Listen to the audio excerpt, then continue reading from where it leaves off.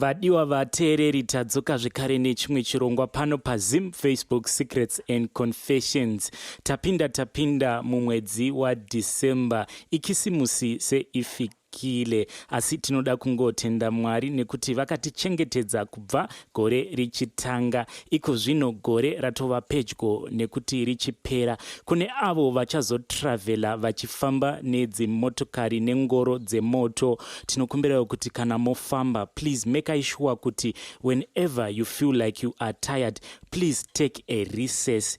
Tinokurudzira kuti kazhinji kana muchifamba, fambai muri madhiraivha maviri kuitira kuti munoita muchichinjana, kuitira kuti musazodhiraivha makaneta, nekuti the moment yaunodhiraivha wakaneta ndipo panobva tsaona mumigwagwa. Saka we always urge you kuti kana mufamba nengoro dzemoto, always do iya inonzi defensive driving kuitira kuti muzvichengetedze.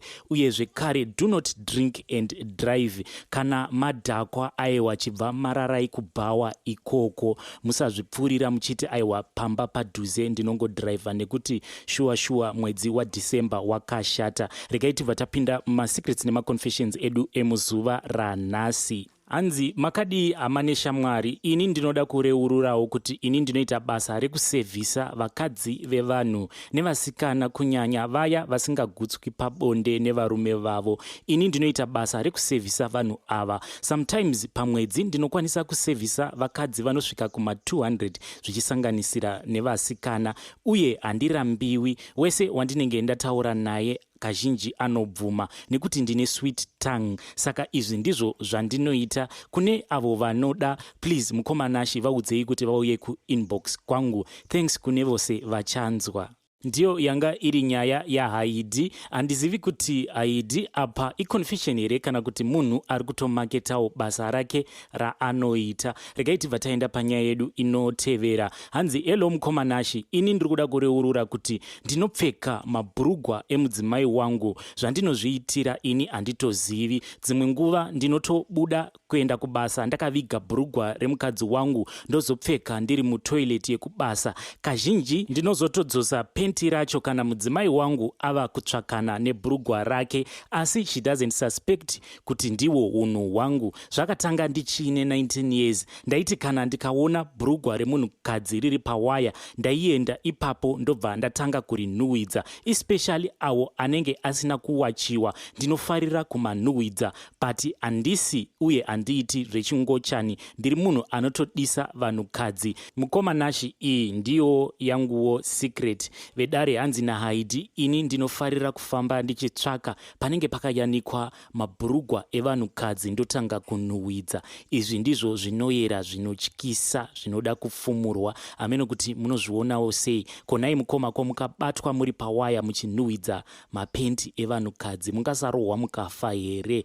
Regai tibva taenda panyaya yedu inotevera. Hanzi, hello mukomanashi, please hide my name. It's not group related, but ndipowo pandakasunungukira kutaurawo zvinondinetsa kuti ndikwanise kubatsirika. Ndichangobva mukutizira, ndiri muno muJoni, ndine pamuviri pane 2 months. Pamba patinogara ndepabamukuru nemudzimai wavo nemwana wavo 1, vamwe 2 vari kumusha. Chaita kuti ndinyore pano kudawo kuti macousins andionesewo kuti pane future here ipapa. Ndinogona kuswera ndisina kana kudya muswero wose wezuva nekushayiwa chikafu chaiko. Ivo bamukuru nagulezi vanongobuda nemota vonotenga zvinonaka zvavo vodzoka vozvidyira mumba mavo. Uyuwo wangu murume anongoteerera zvose zvavanotaura, anoswerera chingwa. Apa ini nenhumbu yangu iyi nechingwa hationani. Mabasa ose epamba ndini ndinoita, ivo vanenge vakangogara kusvika pakutovawaridzira mubhedha chaiwo. So vedare, ini situation iyi iripo, ndanga ndafunga hangu kungosiyana nazvo zvichiri pedo kudai, mwana wangu ndozongochengeta hangu ndiri ndega. Pati chimwe chinhu chinondidzosa kumashure. I feel as if I am so selfish to my unborn baby, kumubvisa pana baba vake. Veduwe, please advise me before I make wrong decisions.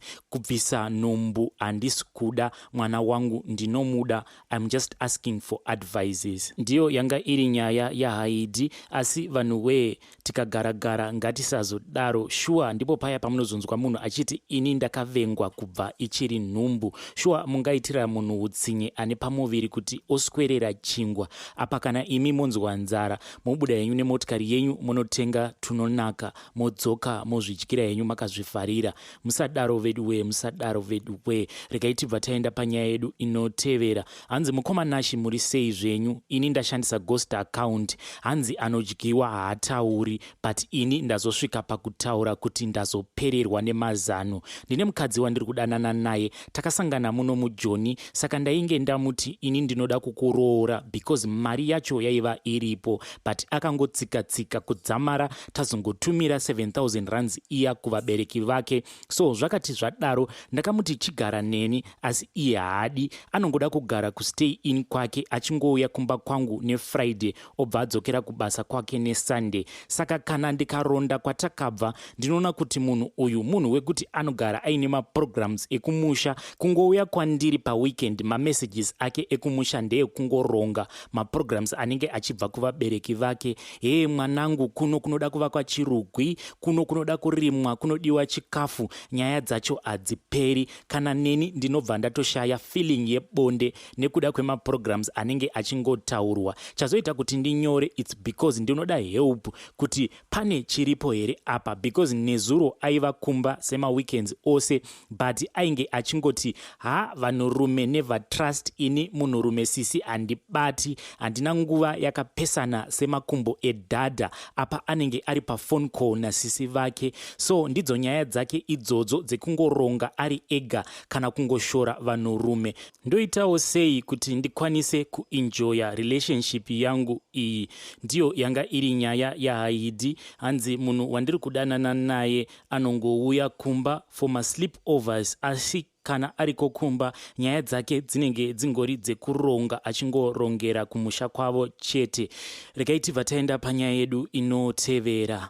Hanzi elo mukoma Nashi, ini handigone kunyora zvakanaka, ndinokumbirawo kuita hangu iri voice note. Chekutanga munofara here? Ini ndinoshanda mukati mumapurazi, so ndiri munhu anofarira madhiri. Ndinotonzi nevanhu vanondiziva chibaba chemadhiri, saka kazhinji ndinoteya mhembwe nehanga mumapurazi makaremo mandinoshanda. Saka pane pandakambowandirwa nemakastoma aida hanga, so ini ndakabva ndati zano nderipi, ndikabva ndatora chibage ndikazanganisa nepoison ndikanokusha mujinga mewaya umo munosipoya nehanga.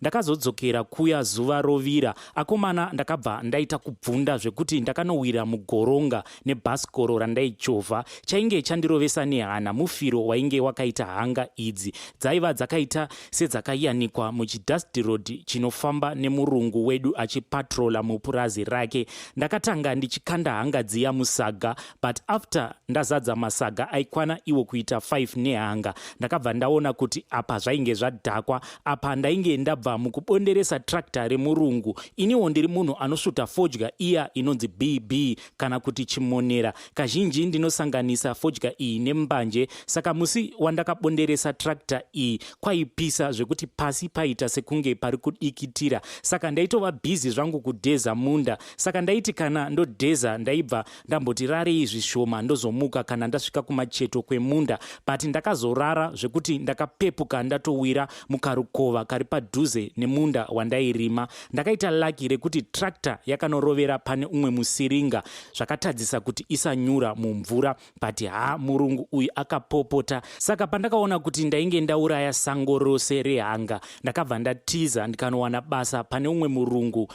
Apo ndipo pandakazoita chinonzi chibharanzi chinobuda kana mumanewspaper. Mukoma Nashi ndichazopedzisa nyaya yangu. Sorry nekuisa audio ndiri pane ruzha, ndiri busy kutina mombe ndichidzichinja paddock. Munozondiudza kana maposta nyaya yangu. Ndiyo yanga iri nyaya yamukoma vedu ava. So since morning vangondisa pahold on zvikanzi mukoma murungu nhasi ari kuvava zvisingaiti, saka ndichazokuitirai voice note kana ndachaisa ndava kumba kukomboni. Saka vakauya nepart 2 yenyaya yavo ndichauya ndobva ndaiverenga. Regai tibva taenda panyaya yedu inotevera. Hanzi elo hello admin, ndinokumbirawo rubatsiro kuti hope dzandinadzo dzingapodzawo sei. Ndiri munhu wekuti kana ndakarara ndinorara ndisingamuki kuita chitunha chaicho. Mumereji yangu yekutanga mukadzi wandainge ndakawana paakaziva kuti ndiro dambudziko rangu akabva atonditorera advantage, akabva aita chikomba, aitobuda ndakarara ozodzoka kuma 3 am.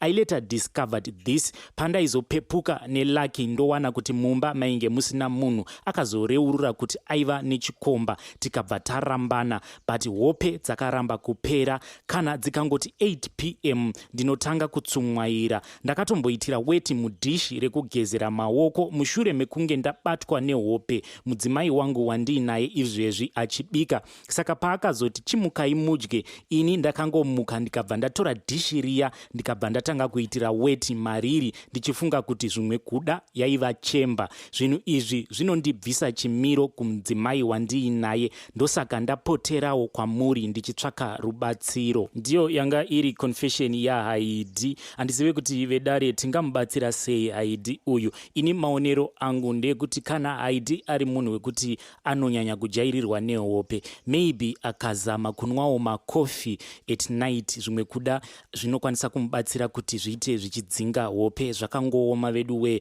kuti uchitambidzwa chidhishi chekuti ugeze maoko obva watanga kutorasira mvura imomo uchiti zvimwe kuda ichemba. Regai tibva taenda panyaya yedu inotevera.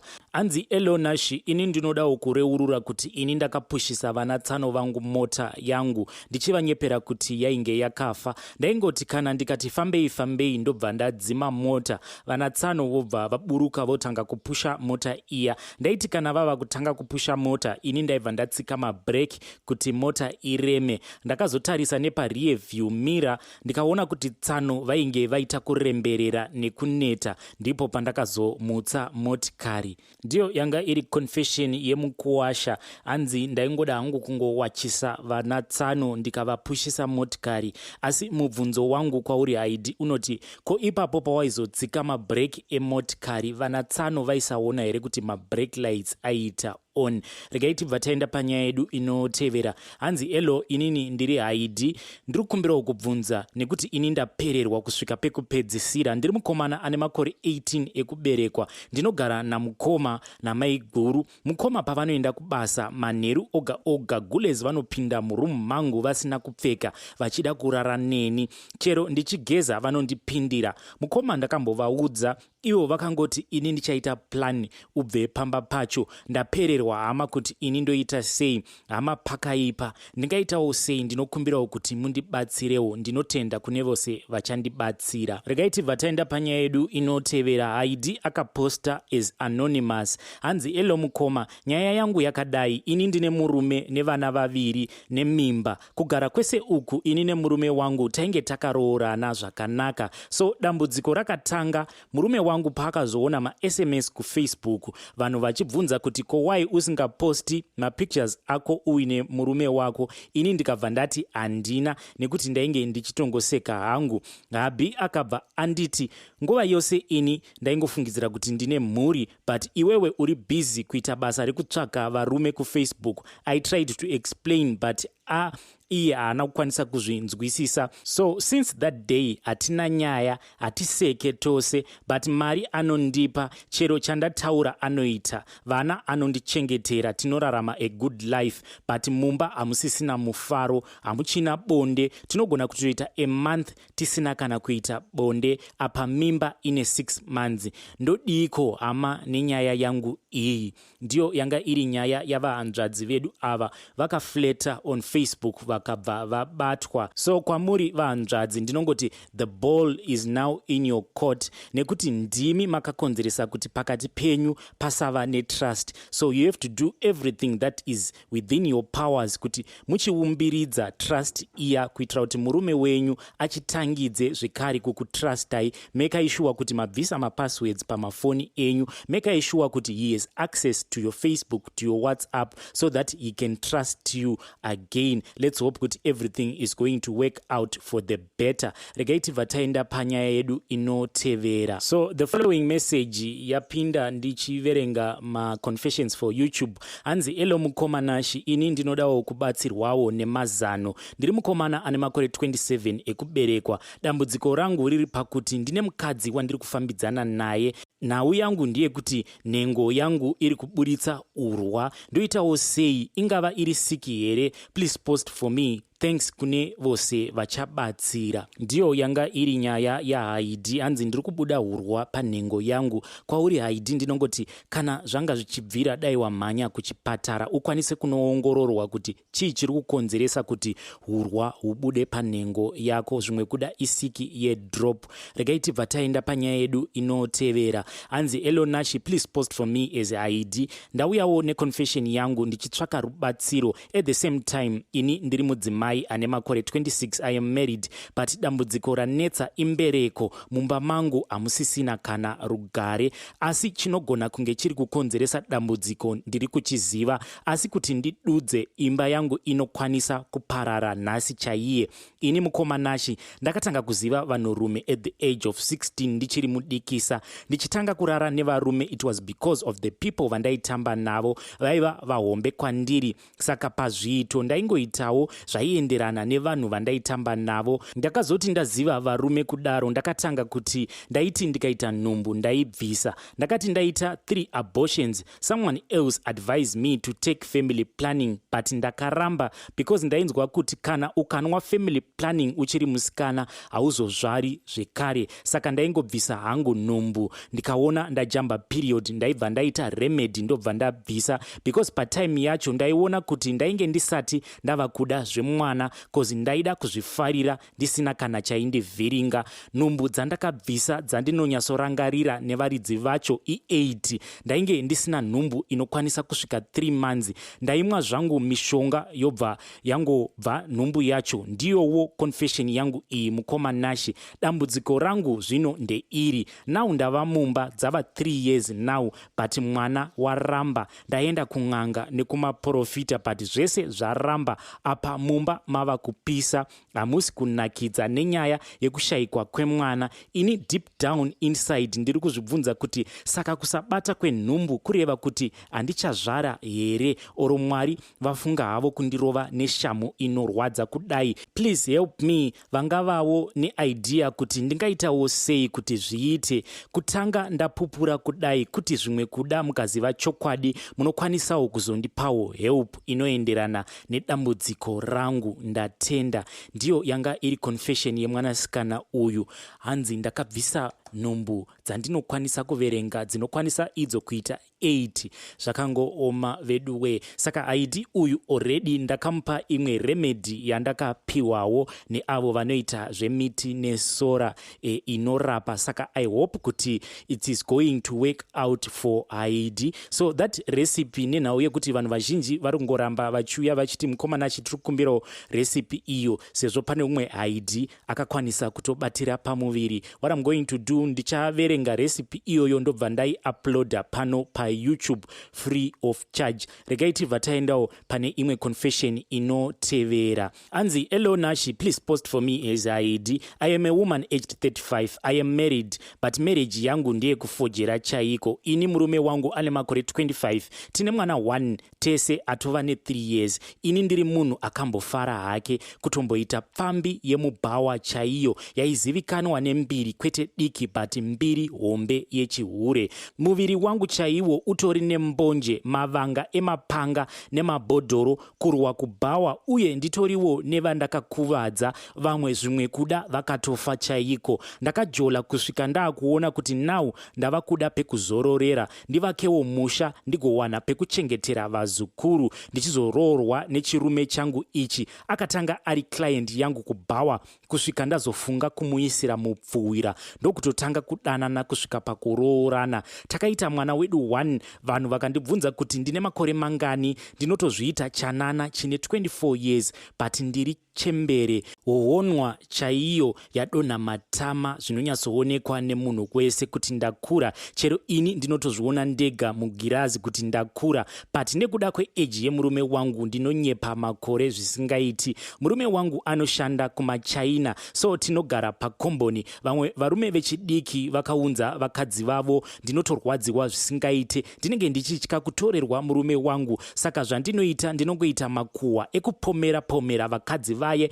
mhosva vosvika pakudzorerwa kumusha nevarume vavo, oro kutoita makuhwa ekuudza vakadzi vaya kuti varume vavo vanokecha pfambi kana ivo vasipo. Izvi zvinokonzera kuti varwe vobva vatodzinga vakadzi vavo. Iyi ndiyo confession yangu nashi. Ndichapinda hangu mucomment section. Please notify me when you have posted. Ndiyo yanga iri confession yavahanzvadzi vedu ava vari kuti ivo vakareforma, vakasiyana nebasa ravo iro ravaiita rekutengesa mumabhawa. Hanzi ndakawanawo pangu pekuti ndinokwanisa kuzochemberera ndiri. Regai tibva taenda panyaya yedu inotevera. Hanzi Elo Nashi, please post for me as Heidi. Ini ndiri mudzimai ane makore 29 years. I am married. Ndine vana 3. Last born ndakabatsirwa last month. My confession goes like this. By the time I got pregnant with my last child, marriage yakapotsa yaparara chaiko. Nemurume taisanzwanana in the first trimester. Pandakapinda second trimester, my hormones akabva ati dzikirei zvikabva zvava bore, but my husband started behaving somehow panyaya dzebonde. Ndakatanga ndichiita moyo murefu ndichinyengerera, but hazvina kana kushanda. Aingoti paanenge anzwa iye kuti ari kuda, ndipo paibva angouya ega pamusoro pangu obva angobayirira, pasina kana romance, pasina kana kiss. Ndakaoma kuti kwa nguva zhinji ndaisara ndatotsemuka nekukuvara chaiko nekuda kwekungosangana naye ndiri dry. Ndaiti chero ndikada kuzvitaura wekuudza painge pasina, cause iye aisamboteerera. Ndakasvika pakuzviudza kuti I am done with this man, ndikapera mafeelings naye, but I did not tell him. Ndakangotanga kuzvitsvakira mavideos painternet evanhu vanenge vachiita bonde. Kana ndaona mavideos aya ndaizoita hangu masturbation 2 to 3 times a day, zvekuti ndainyatsosara ndichinzwa kuti ndava bore. Ndakazonobatsirwa hangu, but ndainge ndatova munhu wemasturbation. Every time iye ndainge ndisisina kana basa naye, aingotiwo paanenge adira kutapudza aingondizvuva obva aita yaaiita. Aiti kana apedza achingobva mukudzika, ini chigunwe changu huya pano, ndobva ndatopedza nzara yangu. Pandakazobara ndainge ndatokansela nezvemurume wangu. Ndainge ndatozviudza kuti ini murudo handisisimo zvangu. Tainge tichangozongogarira hedu kuti mwana azvarwe tozoonesana kuti zvoitwa sei, nekuti rafu yandaikandwa ndiine nhumbu kana ndikangoda kuvawo romantic, ndairafurwa zvekukandwa kure chaiko. Saka ndakabva ndatoona kuti apa painge pasisina changu, ndikaburitsa munhu muhana mangu. Now ndakati ndazvara munhu ava kundida, ndipo paakandiudza kuti paya pawaiva nenhumbu ndaikuvenga, chero bonde ndaisanzwa kana kurida zvachose. Ndakazvigamuchira hangu, but zvinondirwadza kana ndikazvifunga all that I went through nemurume wangu, plus ndaane kadoubt kekuti ndinodiwa zvemene here. Ini hangu ndinoda kuitwa sorry nesomething, cause moyo wangu uri kurwadza. Please notify me kana maposta. Ndiri mucomment section. Ndiyo yanga iri nyaya yaHaidi. Hanzi pandaiva ndiine pamuviri, hanzi murume wangu aisada kana anything to do with me, asi izvezvi zvandava nemwana hanzi ava kuda bonde neni zvekare. Zvinoreva kuti apa paishanda mahormones, asi Haidi iye ari kuti hanzi ndiri kuda kuripwa. Vadiwa vateereri, like I said, ndichazodzoka zvekare nechimwe chirongwa chemiti nesora inorapa parecipe iya yandakambotaura kuti ndakapa vamwe zvaizvezvi vakabva vatokwanisa kubatira pamuviri. Saka ndichaverenga recipe iyoyo, zvimwe kuda inokwanisa kuzobatsira avo vari kutsvaka mbereko. Until we meet again, tongoti happy secrets and confessions.